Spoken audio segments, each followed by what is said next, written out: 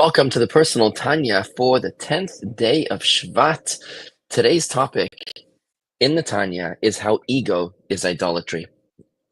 Consistent with the theme of the 10th of Shvat in the Hasidic calendar, which is the date of the discourse delivered by the Rebbe on the very beginning of his ascension to the leadership of the Chabad movement, where the Rebbe explains that the world is not a jungle. The Rebbe explained that the world is a beautiful garden that is maintained with one master plan. Our Tanya reflects the same theme as well. You see, we've been learning in this development of this idea as we're trying to apply the hidden love, the natural love that is within us in order to allow us to reach self-mastery. We've learned that when we speak about God creating the world through speech in the Torah, we've said that God's speech, just like a human being's speech is separate from the speaker, God's speech is also separate from God, from the speaker, just like ours, but that's only true from our perspective. From God's perspective, there is no separation from God. God is everything, and therefore even something spoken from him never separates from him.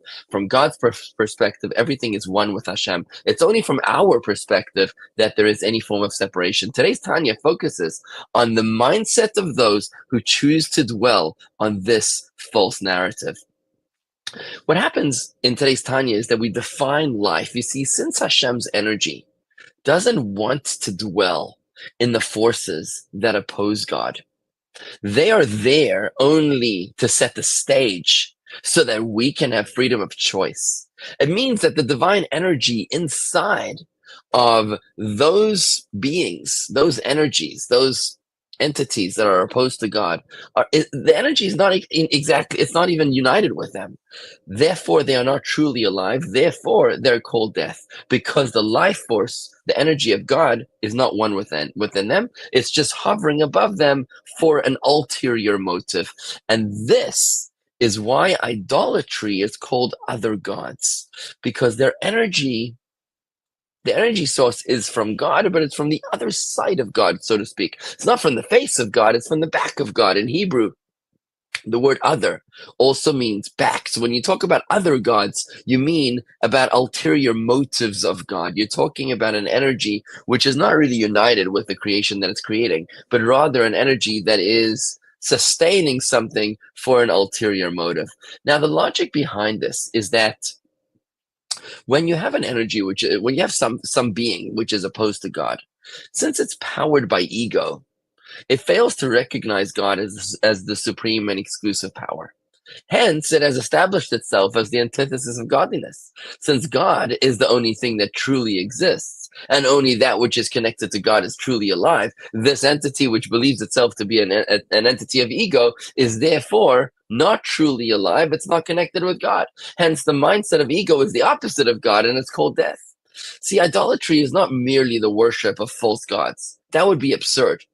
Idolatry is the notion that God exists, but that something else can also exist independent of God.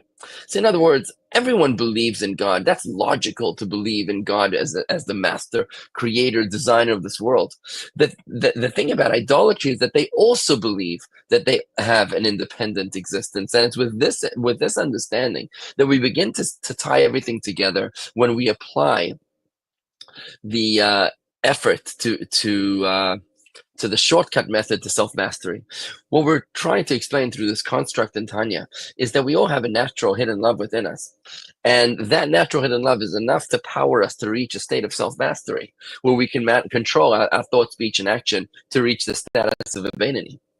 But that hidden love only comes to the fore when we're faced with a test of idolatry, a test that very much challenges our very faith. And what we've done now is that we're preparing to answer the question that we asked in chapter 20.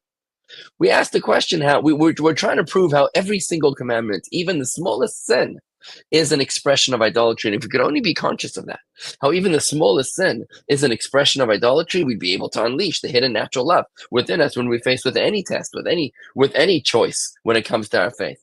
So now we're beginning to understand how all prohibitions in Torah are manifest through the second commandment, through the commandment of idolatry.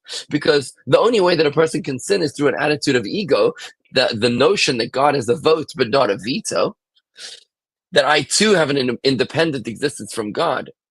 and thus I'm not subject to God's desires.